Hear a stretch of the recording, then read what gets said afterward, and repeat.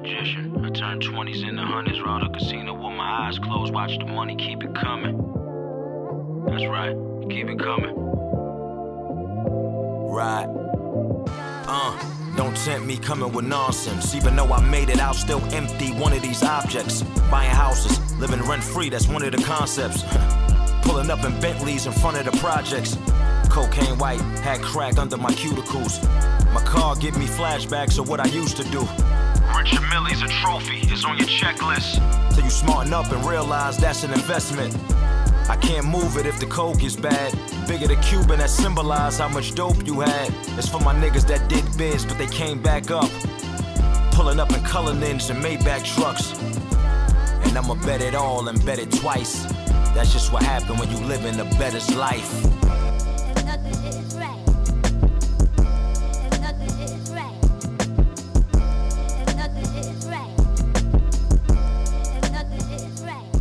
So welcome to a special episode of A Bettor Life. I'm Dame, the gambling guy. Y'all already know my slogans. I'm a magician, I turn 20s into hundreds, and I'm gonna show you how to rob the casino without a gun. All you gotta do is take my lead. So today, I got a special guest, a guy that I watch personally. He made me a lot of money in the joint. One of the first black quarterbacks. You know, they like unicorns back then. So he paved the road for, the Mike Vicks and everybody else that came after that. He's a inductee of the Hall of Fame in Tulane in New Orleans. Yeah. So none other than my special guest and friend, Shaun King. Hey, man, I appreciate you having me. And I'll be honest, I wanted a better life. And it seems cliche, but I couldn't tell you how many prominent head coaches came to sat on my couch in St. Pete, my senior high school, and offered me full scholarship to play safety. Oh, so, wow. like, when you say, like, in 99, late 90s, like, being a black quarterback was unicorn, it really was. Right. Like, if we were talented, expectation was that we moved to safety or Right. play receiver or something. So, man, They tried to do Lamar Jackson that a few years ago. Absolutely. Yeah. I think it was Bill Polian. Right. Who said that. Yeah. So they still think that we can't think the position for some odd reason. Yeah. But I will say my draft class, I think, went a long way to creating the NFL that you see now. Name all the black quarterbacks in your draft class. It was Donovan McNabb. It was Achilles Smith. It was Dante Culpepper, Aaron Brooks. All of us were in that 99 draft class, and all of us ended up becoming starters. I think outside of Achilles, everybody led their team at least to a playoff berth. Yeah. So I think that's when you saw the NFL kind of recognize that they had to adjust and change, because prior to that, man, if you weren't 6'4" and different skin color, man, playing quarterback, and you had your outliers, your Warren Moon, your Randall Cunningham, your Doug Williams. I'm definitely not trying to discredit what they did, but I think my class was the first one where it was more than just one; it was multiple. Yeah, they was kind of spaced out. Yeah. But they were all good though. All of them. Yeah, they were. I mean, you had to be better than average. You know. Yeah. So I'm gonna go back to '99. I started doing my prison time in '98, Coleman, Florida, not far from your hometown, and just from being in prison and watching y'all play, and like I said, we didn't bet money. We had commissary, so we bet commissary.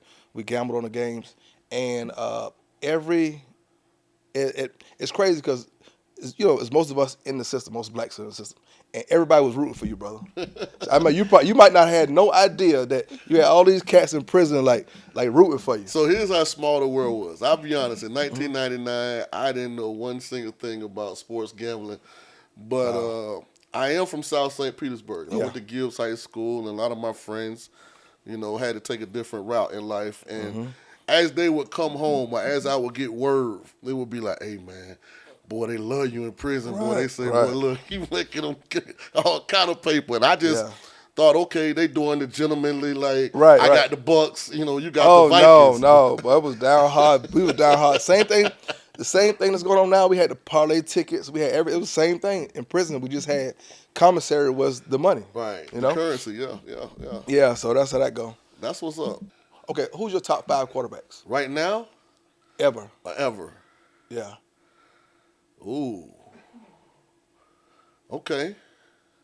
All right, so I'm a kind of person like the truth doesn't have emotions. Yeah. So I don't want anybody to get mad at me out there because your list don't match up with mine. I don't really give a damn, but I just want you to know that insulting me via social media is not gonna have any impact on my end. I will say Doug Williams is my number one quarterback. Just I feel like association be the similar lotion. Right. Wherever For sure. whatever you come from, like that's a part of you. Like you take on the characteristics and attributes. And I just grew up. My dad was a Baptist minister. I used to sneak out of church to go watch the Bucks play. Genius dad was a minister. So I used to sneak out of church to go watch the Bucks play because back then the NFL had the blackout rules. Right. So if they didn't sell a certain amount of tickets for home games, then the game wasn't shown on TV. So you was always a Bucks fan. Always, Okay. die hard. That's dope. Die hard. And you played for the team. That's crazy. The entire stadium had the Burger King hats on. That's crazy. So dope. Yeah, That's it was crazy. a good time, man. Yeah. But I would say Doug Williams is number one. I think John Elway, number two. I don't think John Elway get enough credit for how elite he is. I'm probably going to go a little younger now because I do think Patrick Mahomes is the real deal. I mean, he's a bona fide sniper. Fourth probably be Randall Cunningham because he was like the one guy that I tried to emulate and I couldn't. Cunningham. Like, you know how frustrating that is? Like for you, with basketball, like you say, you see Michael, you see the footwork, and you go in the gym, it don't feel or look the same. Like that was me trying to like emulate Cunningham. Randall. Was tough. And then Warren Moon would be fine because I just thought Warren threw the prettiest football I'd ever seen. And so don't get on here talking about Brady. I love Brady. He's great. Hey, well, that's my man. My top five. That's my GOAT. This is my top five. I made a lot of money with that dude, man. I would never argue with somebody that says Brady's the greatest quarterback of all time at all. But Okay, this is my list. Let's take a turn. Top 5 rappers ever. Well, I'm a Jay-Z guy, through and through. Okay. So I'm in that mid-40s range. Like, Right. Jay really controlled how we dress, if we're being honest. Like, you can call us sheep or he was puppeteering us, but to be honest, Jay created fashion, in a lot of ways. Like, so I'm always going to rock with Jay. I'm probably more of it's hard to differentiate the Southern Florida rappers, so I'm going to say the Florida rappers are number 2. So if we're talking Luke, JT Money, they all going to be like Trick Daddy. Like that's my number 2 group. I get so much pushback. Right. Because like JT, I grew up on JT, Poison Clan. Like, all of that, right. Yeah, so, I'm a mixed, Luke. Plies, like all of them. Like that's that's number 2. That's the Florida category because that's what I grew up on. I get a lot of pushback too. A lot of y'all don't know what Jam Pony is. Jam Pony Express, Jam Pony Express, like that's how I grew up. So and Pony tapes. Yeah, that's number 2. Just get them at the flea on 79th. Yeah. 103rd. Yeah. Number 3, I'm gonna say Dungeon Family because Okay. I was a big Outkast, Goody Mob guy. So 1 to the 2 to 3 to 4. Yeah, right. That was my. So I'm gonna put them in 3rd, and then I give Biggie and Pac like they little spot in 4. I'm gonna put them together, and then 5, I go Drake. Cause Drake probably the only young rapper that I really understand what he's saying. Yeah. And like I don't have the time in the day to like look at the credits to see actually what they're saying, so I'm gonna go with just Drake. No offense to any of you young rappers. Yeah, no, I got you. Just saying, I got other things. That's your to list. do. They can't argue with you about your list. Right. I mean, you might get a little pushback here and there, but you're not going. I can see that Soulja Boy meme. Drake. Drake. We had to edit that in. And I think Drake gets some check marks just for longevity. I mean, Drake at this point, Drake been in the game he been in for a minute. Yeah. He's still relevant. He's still making hot stuff. So. Okay, got you. One of the best highlights I ever seen was, I don't know if you remember this play. It was, you gave the ball the work done. He came back, threw it to you. Can you put me in a do you remember that? Yeah, absolutely. Okay, can you put me in the mind? Fear is a hell of a motivator. Oh, okay, yeah. So that was not a design play. Yeah. And I chastised Warwick after the game. If he ever did that again, we would fight immediately. He was scared to death. He flipped it back to me. Yeah. And, he tried to get you killed. Yeah, actually, I did get killed. If you watch the end of At that. the end on the sideline. Roland Williams, the tight end from the Rams. He tried to late. he tried to hurt I see me. that. He really tried to hurt me, and I took it personally. I was offended, absolutely. You was way out of bounds. Yeah. And I went back to war. You started this. But I'll be honest with you. The context on that was, if y'all know the Bird Emanuel catch, That happened in the NFC Championship game the year before. We were playing the Rams. We were driving. We really felt like we were going to win the game. I threw the ball to Burt. It was obviously a catch. The NFL still sends apology letters. And they ended up winning the Super Bowl. So the following year, we're playing the Monday Night Football. The winner of the game is in the playoffs. Right. The loser's eliminated from the playoffs. Let me stop you. Let's go back. Do you think that had an effect on your career? 100%. Okay. Yeah, absolutely, 100%. 100%. I mean, if you go to the Super Bowl as a rookie, I was going to hold out. Well, we won or lost either way. Right. So I was going to get paid. Yeah, all you had to do was get there. Yeah. Yeah. Win or lose, as long as you got there, that We was going deserved to to get there. Yeah, for sure. So that game that you're talking about with the highlight was the next year. Yeah. And it was winner in the playoffs, loser go home. And we won. So in a shootout, that was surprising. The game the previous year was 11-6, 11-5 or something crazy. I remember that. And I think this game was 38-35. I remember I had the over on that game. 11-5 game. I'll never forget. I was doomed. I was dead. I had the over on that game. I apologize. So, but that's why that game was so long ago. I still remember that loss. Absolutely. That's how losses stick with you. I'm for real. Like I'm telling you, sports and sports gambling are just alike, in my opinion. You have to have bulletproof emotions. Yeah. Like the educational part of it is you can't ever forget the process to help you get to a decision, but you can't also let it cripple you. Gotcha. Or make you entitled. Because, sometimes you get hot in this sports gambling. You get the big head. Oh, yeah. I tell people all the time, even like when I'm at the dice table or wherever I am, and somebody shooting the dice, they start going, listen, be humble. Right. Because as quick as you can go this way, and go the other way just as real fast. quick, yeah. So just, be humble. Is NFL rigged? No, not at all. Okay. Yeah, if anybody thinks that is ridiculous. I will say what the NFL is. It's the hardest of the professional sports to gain an edge because there's a very limited portfolio of games, so the lines are very, very tight, and there are very few mistakes. Right. And that's why I tease Yep. audience. NFL, I've been an avid of teasers forever. Deion Sanders, what do you think? Do you think he should have left Jackson State? Or what's your opinion on that? Well, absolutely. I mean, we live in this country because of the opportunity to continue to elevate, right, and grow, and that's what he did. And I think what Jackson State has to understand is he showed you the blueprint for how to make this relevant, and now it's up to you to take that information, those experiences, and then take it to the next level. Yeah, absolutely. Build on for sure. And Deion, if you're watching this, you need to be headed to Texas A&M. What? Yeah. He showed college football that he can take a brand that's middle of the road and turn it into one of the biggest brands. Now, I think if he got behind or with one of the biggest brands. Right. You know how much money these people got? No, that'd be crazy. They gave Jimbo $70 million to leave. No. I'm looking for one of them jobs. No. Hey, anybody out there? That'd be crazy. You want to hire me for like a week or two? Right. And bring me too. Don't leave me out. For real, we all good. What you need? I'll start at the bottom. I'll be a positions coach or something. Shit, I'll start at the bottom. College. Okay. So you went from high school. You went to Tulane. Yeah, you went to Tulane. How was that experience? Tremendous. Who was your biggest rival in? So back then it was Southern Miss at Tulane. Right. And we couldn't beat them. We finally did. So those that don't know, we were 4-18 my first 2 years at Tulane, and then we went 9-4. Then we went undefeated. I finished 7th in the Heisman. We finished, I think, 6th in the country. Who won that year? Who won the Heisman that year? One of Ricky Williams, I think. Oh yeah. Running back from Texas. I think Michael Bishop, another black quarterback. My bad, Mike. Mike was in that draft class with us too. I think Michael Bishop finished 2nd, if I'm not mistaken. Oh, yeah, Ricky was toting that thing. Yeah, man, they was cheating. You think so? Yeah, they were getting the ball every play. Yeah, he was toting that thing every play.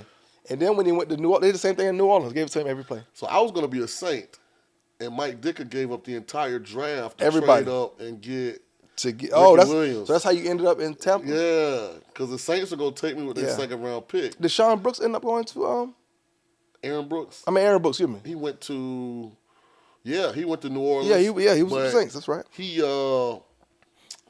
went somewhere else right out of college, if I'm not mistaken. And then he ended up backing up Jeff Blake. Oh, yeah. In New Orleans. I might have when he went to Oakland. Maybe he was drafted by the Raiders. Tulane, he went to Tampa. Yeah. So you still a Buck. Are you still a Buck? Die hard. Okay. Oh, yeah, die hard. So how you felt about Brady leaving? I mean, my GOAT, you know. How you feel about the GOAT leaving New England, right? And that was a COVID year. No practice. Came in there and won that thing. Well, I figured it would happen because Jason Light, the general manager of the Bucs, came from New England. So that relationship was already there. And I didn't know at the time that John Gruden had nixed Brady coming to the Raiders because I knew Brady had interest That's what he in wanted to being come. a Raider. That's true. But That's true. I figured Tampa would be one of the destinations. They had tipped salute to Tom Brady. I mean, the Bucs were irrelevant before Brady had gotten there. I think since we won our Super Bowl, I think the Bucs may have won one playoff game since then. So it wasn't like we were this prominent organization. We were kind of, in no man's land. Yeah. People indifferent. They just didn't for care. sure. So salute to Brady. He came down there. He brought us a title. Got us to another championship game, if I'm not mistaken. Yeah. So you never hear me say a bad word about Brady. So how was you and Keyshawn's relationship? Uh-oh. Oh, man. I know you a Florida boy, he a Listen. West Coast guy. Listen, me and Key just didn't get along. It kind of just is what it was. Yeah. I tell Key still to this day, if you pull up Keyshawn's career statistics, I was a starting quarterback 1 year. Look at those statistics and compare them to all the rest of them and then come back and that's why the energy kind of rubbed me the wrong way. Yeah, but that's what I say. Y'all had good chemistry on the field. Well, yeah. Because, I mean, his issue was not being there in the offseason. And I think that's where you see a lot of that animosity that comes from some of the other guys towards Key, as everybody else was there. And Key was kind of running around. He was an athlete that was ahead of his time. Like, he was, one of those guys that was into real estate and interior design. And, he was into being on television. Like, everybody wants to do it now. Right. But back in then it wasn't 99, popular. 2000, Yeah. 2001, that wasn't popular. I mean, Right. go look at Eric Dickerson on the sideline. You can't even see him. Like, the Right, footage is bad. Yeah, for sure. So he was kind of ahead of his time when everybody else in Tampa was just about winning a championship. And so it kind of didn't really mesh in some ways. Again, he's the only athlete I've ever seen get paid to go home. So, Yeah, Keyshawn talked that but shit. we ain't really got no issues. I talked to him on the phone the other day. Okay. Like he didn't like black quarterbacks. I will say that. So you could challenge him on that. That was his thing. Well, I don't want no black quarterback. He wanted Because he felt like black quarterbacks was running and wasn't throwing him. Yeah. Keyshawn with the ball. Right. He known for give me the damn ball. He caught 8 touchdowns. Yeah. What else you want, huh? Yeah. Then the next year, after he got me benched, he caught like 100 balls and 1 touchdown, and I would never let him hit the end of it. So who came in after you? Brad Johnson. They brought in Brad Johnson. Yeah, Yeah. we beat the Redskins. Redskins at the time, they're the Commanders now. We beat them in the playoffs, and they brought Brad in that offseason because they said they thought, hey, I mean, at the end of the day, we won a championship. Y'all won a championship, but Brad was not the catalyst. Gave Brad my money. I'm Yeah, still mad exactly. about that. Yeah, he did not. Brad didn't do anything. But I can't blame Brad. Brad was Yeah, salt of for the sure. earth dude. Good For dude. sure. Brad and who was the Ravens quarterback? Trent Dilfer. Yeah, them two. They got 2 championships. Didn't do anything. Well, even Peyton Manning's last year in Denver. Yeah, He they didn't do carried much him in that nothing. one. Yeah, he didn't do But nothing. we can't talk about Peyton, though. That'll get us shut down. Oh, Yeah, no. Won't Listen. be no better life. No, that's my guy. Peyton. No. I made so much money. My formula when I was sports betting, when I was back at the Win, Breeze, Peyton, Manning. Oh, yeah. I'm teasing them 3 every single week. Brady, Manning, and Breeze, yeah. Brady, yeah. Manning, as 5-star. That was every week. Brady, Manning, Breeze. Yeah. Just in the playoffs, you got to go with Brady. Especially against New England. Yeah, you got to go with Brady in the playoffs. But no, I mean, man, what? Peyton? I think, arguably to me, I think he was one of the best quarterbacks ever. His playoff performance wasn't as good as his regular season. Regular seasons, Well, you can count that money. They had 3 Hall of Famers, though. I mean, Yeah. Marvin Harrison's in the Hall of Fame. Reggie Wayne's in the Hall of Fame. So is Edgerrin James. But the way he That's used to a read defenses. Pretty good supporting cast. Yeah, no, for sure. He Sure. kept the same OC and the same O-line coach, Howard Mudd, and, God, I'm drawing a blank, Tom Moore. He had them the first decade. Nah, Peyton. So he was a great player, but also a lot of things went in his favor. Yeah, he in my top 5, though. I do have beef with Eli because I'm a Patriots fan. And you know what they did to us 2 years. Damn, them Giants killed us. 17-0. I'd be 18-0, huh? That was in Phoenix, right? Yeah. Yeah. Man, that killed me. I still remember. That was sick. After you left the NFL, you were coaching. Well, after I left, I didn't. So let me be clear about this. Like, Okay. some people retire and some people get retired. Mm-hmm. Like when you retire, that's like, you put in a whole bunch of years at the company. Yeah. Everybody walks you around, tells you how much they love you. Right, right. In pro sports, you get retired. Mm. That means like you show up, your fob don't work, you Right. can't get in. Damn. You call another team, you ask them, do they want your services? They say no. So like, did that happen to you? yeah. Just When like nobody- that? Right, when nobody wants you. Right, and so I dibbled and dabbled. I played arena football for like 4 games. I went to Canada for like a week, and that just wasn't. Is the black ball real in the NFL? I don't know if it's a black ball. I just think the what word am I thinking? The salary cap was different. Mm-hmm. So there was a desire to have cheaper talent. Right. Because once you get to that 5th, 6th year, your numbers, your minimums go up. And, they could bring in a young kid and pay him less. So I get it. But I wasn't feeling Canada. I went over there for about a week. Damn, you went there a week? Yeah.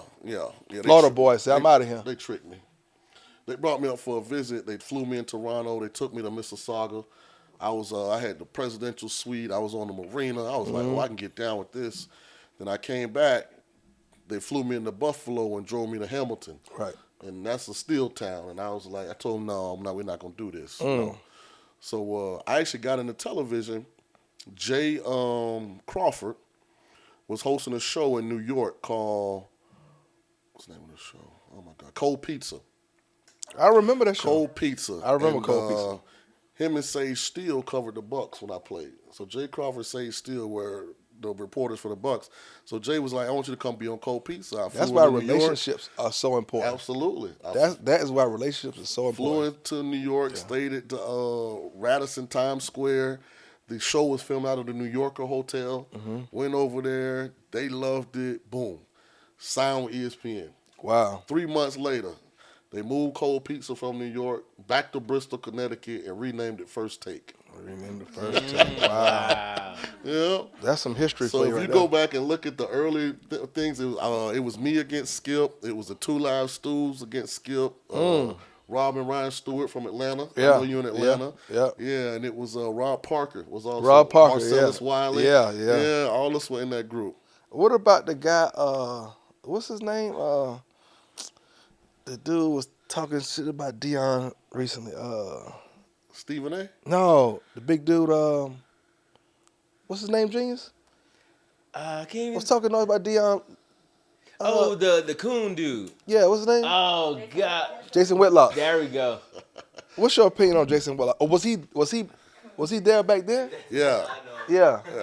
So Jason's actually really smart. Very He's smart. very smart. Very smart guy. And whether you agree or disagree with him, what Jason found is that he can monetize being Right. opposite. I thought so. Yep. Yeah. And so he's taking a stance that not a lot of people that look like us are willing to take. Right. Because you don't want to endure, Yeah, that, for sure. that consistent Right.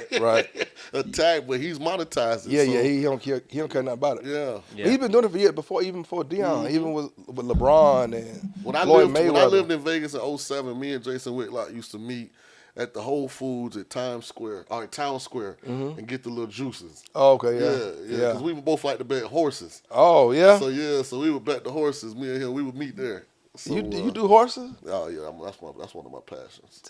Tough hustle. Yeah, I never did. Tough hustle. Don't get into it. Give us some game. Give us some game. How do hard. you pick the horses? Yeah.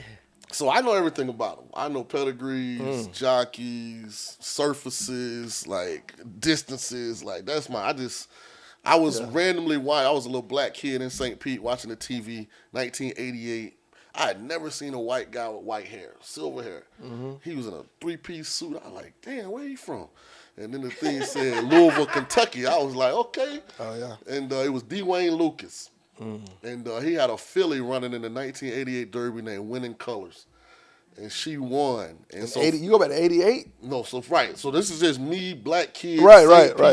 little small TV with the 2 knobs. Yeah. You know, the top one you put Right. on you, and then you have to go to the high numbers. Yeah. Fast forward to 1999, I get drafted, Kentucky Derby's on. I see this white dude with the white hair, the three-piece suit. He has a horse named Charismatic in the race. I don't know nothing about betting. All I said is I want that horse to win. I put $1,000 on, and the horse was 30-1. And he won. And he won. You was turned out. I was turned out. So That'll do it. All it takes one time. That'll do it. All it takes one time. That'll do Look it. at here. I love horses. I probably only bet like bigger races now because there's some corruption in it. But Did you win any derbies here recently? Yeah. You did? I've been doing good. I got to call you for those. I don't know nothing about. Yeah. I know nothing. I bet on the derby just because it's the derby. But other than that, I don't even. I see them dudes every day. They got the little TVs and sports, but I walk right by them. They had a little newspapers. So I pick my spots. I'm an information horse player now. Got you. If I've got a very vast network of trainers and grooms and stuff, and you know, if they put me onto a horse, then I'll play that day's card and build something around that particular advantage I think I have. Sometimes it works, sometimes it don't. In a perfect world, what's your dream job? Would you be a head coach? One thing I haven't done, D, that I want to do is be an NFL GM. Okay. I think I have a real gift of evaluating talent and being able to. You can put 20 right guards on the video in front of me, and I can tell you the 2 or 3 that I think are going to actually be really good players. That's a skill. And so that would be my number one thing. We need to hire you in New England. Get Belichick up off the GM spot, and get some talent up in there. You know, that Patriot thing was only because of Brady. Yeah, for sure. I'm 100%. No one that is broken outside of that tree, outside of that tree, has had success. You're right. None of them. You're right. Yeah, all that was Brady. I think that was 90% Brady. I always said that was 90% Brady, 10 Belichick. Well, the proof in the pudding. The results say that. I hate to see people get fired because it impacts more than just the person that you don't like. You ain't talking about Belichick. No, all that money he made. Josh McDaniels. Yeah. But he had shots though. They gave him a chance. He had a shot. He deserved to get fired. I just know there's Antonio Pierce. I think he should have a realistic chance to get the job. AP. If some prominent name calls Mark Davis and says, "I want to be head coach." So, like, if McDaniels is the one that got fired, but ultimately it ends up being Antonio Pierce and Jason Simmons. And, all these great. They playing for him, though. I know, they are. Playing, yeah. And I hope they get it. And that shows you a different, like, when a team really like their coach, you see the results. You see it on the field. They play hard. Week, though. Who they got? They're going down to Miami, aren't they? Oh, yeah. Man, you crazy to go. The cheetah and them boys down there. Off of bye. Oh, man, they going to go crazy down there. Yeah, that's one team I don't think I try to fade no time soon. My second job that I would love to do, I want to become one of the top sports handicappers in the country. I really do. I'm passionate enough about it to make it happen. It's a lot, but you already there. Yeah. So what would be stopping you? Nothing. Just learning how to actually bring to life what I do on a day-to-day basis anyway. Right. And I just want to compliment you guys here at A Bettor Life because I think that's one of the things y'all really excel at is taking something that you're passionate about that was a dream at one point for you to become a reality and then manifested it visually and then giving people the game because they could do it themselves. And all it takes is a platform. Like, people, you can be great, but if people don't know who you are, then you will never be considered one of the greats. That's why you have to get your product to the masses, and you get the opportunity. You have to shine. That's all. Yeah. So we just got a platform for you, brother. All open arms. For sure. We're in the infant stages now. You know, I've been sports betting forever, but now I'm just new to the media podcasting thing. So we'll see where this thing goes. But doing a good job. But we share picks here now. You pretty sharp to me, so I don't see why not. And so for those that are watching, I've gotten to this point through failure. And I'm sure D would tell you all the time. He's gotten to this point through failure. When I first got here 2 years ago, boy, look, you couldn't tell me I wasn't the smartest in all of Las Vegas. And then you put your hand on that stove enough times and it burns you. And then you're like, okay, let me reassess. But you know what, though? A lot of professional athletes or ex-athletes think that it's easy. Right. Because they played the game. But you have to look at it from 2 totally different lenses. Absolutely. Yeah. Can you expound on, like, the differences now, how you pick games versus So As an athlete, when I first got into this space, I went strictly on my football knowledge. Right. Man, listen, I know schematically this don't match up with that. Right. He's not better than him. And then after you lose enough, you start to understand that the numbers are more important than actually anything on the field. That's what I preach. And there are key numbers that if you don't get through them, then you can't take that side. You have to sit it out. You know, there are certain times when your opinion might be one thing, but the mathematics is saying something completely different. And, you know, if you don't get yourself to the point where you can recognize those situations, then you're going to lose a lot. So it's been a long process, but I've gotten here now. And you can't be scared to take dogs. You're right. A lot of people just like Most favorites. of my bets in football are dogs. Right. Like 2 years ago, they were all favorites. Yeah. The same. That's why I said you learn, you live and learn, and experience is the best teacher. You can just, and I tell people all the time, the only way to learn is to, you know, get behind the wheel, and that's the only way you learn how to drive. You can read a book on how to do whatever. Get behind that wheel and drive. Absolutely. Yeah, you know. So professional sports handling, and that's very lucrative. If you good, if you have a good run and you, Yes. So what's next for you? Well, I got mom coming to town for Christmas, so we're talking about in the immediate future. Okay, yeah. Yeah, I ain't seen mom in about a year and a half, so she coming man. down. That'll be fun. Enjoy the holidays. Of course, we got Super Bowl here coming. If you're in Vegas and you're not doing anything this weekend, we have the Formula One race, and I'm actually hosting an event at Davidoff Cigar Lounge here in Vegas Friday and Saturday night. I posted it on my story on my Instagram at Coach Shaun King. I have hopefully posted on his here after this as well. So got you. we got a raffle going on. It's only I posted that. $25. Floor seats to the Shakur Stevenson fight. That's gonna A be box good. of Mike Tyson has a new cigar coming out through Cartel Cigars. Tickets to both nights of the event. So it's a cool little deal. So we're gonna have a good time this weekend. I've never been to a Formula One event. Tell me about the Formula One. I don't know I anything thought it about was. I thought it was 4 races, a race a day, but evidently it's one race. It's just one race on Saturday, and And how long does the race last? Did you know of? I think it's maybe 2-3 hours. Okay. Yeah, I've never been to one. I've never watched a Formula One race. You know, My first two. Yeah, so I always heard about it. They're huge, like Monaco and right in the Middle East. Yeah. So it should be fun. I'm not gonna bet it because allegedly one guy wins every race, the same dude. And he probably the super favorite. Yeah, I'm a degenerate, so I'm a bettor. I'm gonna take a long shot and just put a few dollars on They it. got a black, just to they watch got it. a black That's- driver, Lewis That's Hamilton. who I said I was gonna take. Yeah. Yep. Mercedes told Lewis Hamilton and his crew that they could not gamble while they were in Vegas. I don't know what's the backstory behind that. So Lewis will try and pick up a bag. Maybe he wins. I'm trying to. He probably plus what? What is he, genius? For the favorite or the No. underdog? Lewis black guy. Hamilton. Well, let me see. Let me check it out. I want to say it was like plus 500 and something. Could be higher though. Yeah, I'm gonna throw a few shams down on it. Points for him are starting at really plus 900 just for him to even get on the podium. And on the podium means first, second, or third? Yeah. Okay. Why not? Plus Yeah. that, and All for the way to him, plus 300. Everything is plus money. So Yeah. if you even choose the top 3 people who are going to be on the podium, you're at least getting 3 times your money. So it's plus 300. I'll send you the tickets over. I think I might, I just have some skin in the game. yeah, I throw a little something on it. Ain't gotta be much. Oh, That's a good Yeah, a bet. little lunch money. Yeah, it looked like he got his rest. He couldn't hang out and party, so. But I'll say this, I do got a couple of futures plays in the NFL. I want to Who give you the got? audience. And I'm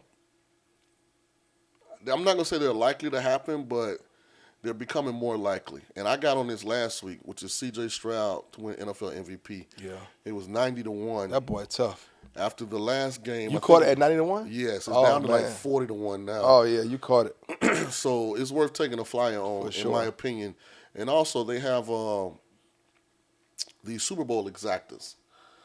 And I'm going to go ahead and play Miami and Philly both ways in a Super Bowl exacta. That's likely. Only thing about NFL is just who healthy. Right.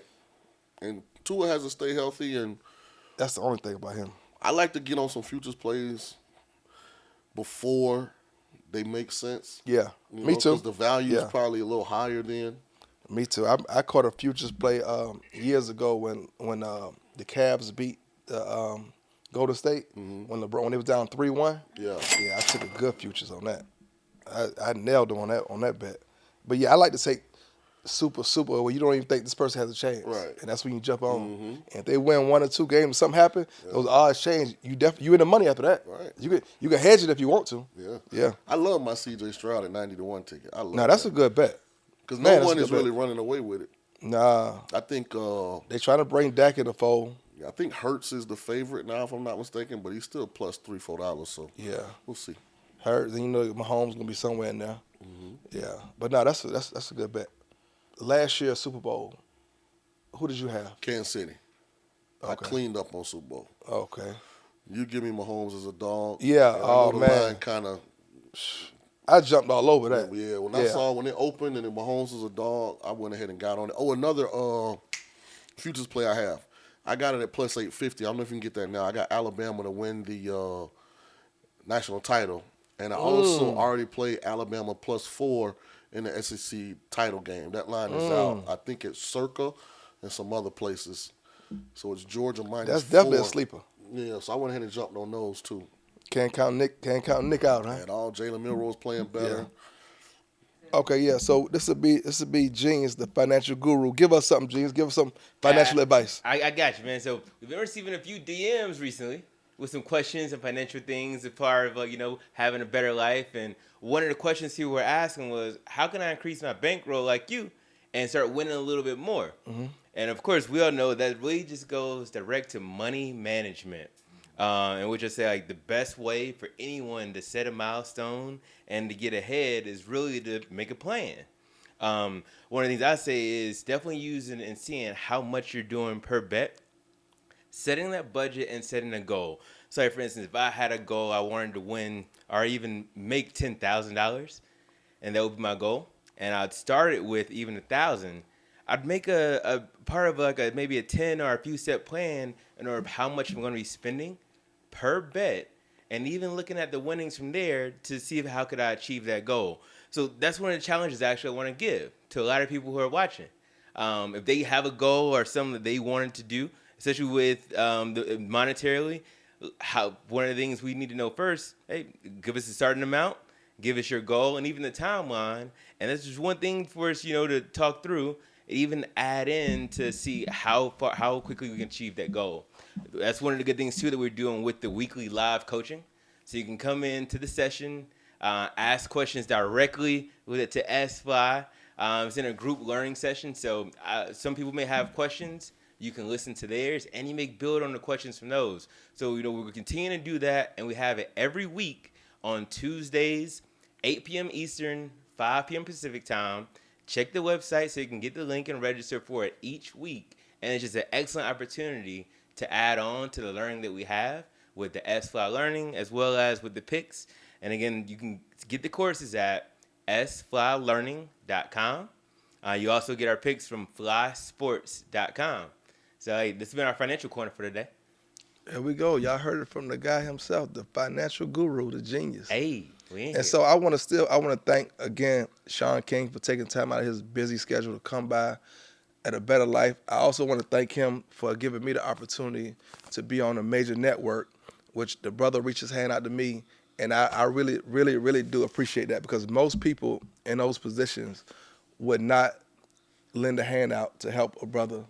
So I really do appreciate that, bro. That goes a long way with me. Yeah, man. Thanks for having me on. Yeah. And so where can they find you? Your social media, your handle? Instagram is at Coach Shaun King, and Twitter, X, whatever that thing is called now, is at Real Shaun King. It's SHAUN, and no, I am not the white activist whose real name is Jeffrey Shaun. Yeah. And because I was a prominent football player, he created Shaun King before I was on social media. Oh, yeah. So, they do it to us all the time. He has me blocked because he knows I don't approve of a lot of the stuff that he does that I get attacked for. So. Right. That's crazy. That is crazy. This concludes a special episode of A Bettor Life with Shaun King, the man, Genius, the financial guru, and Dame, the financial god. Excuse me. That too, but the gambling god. Hey.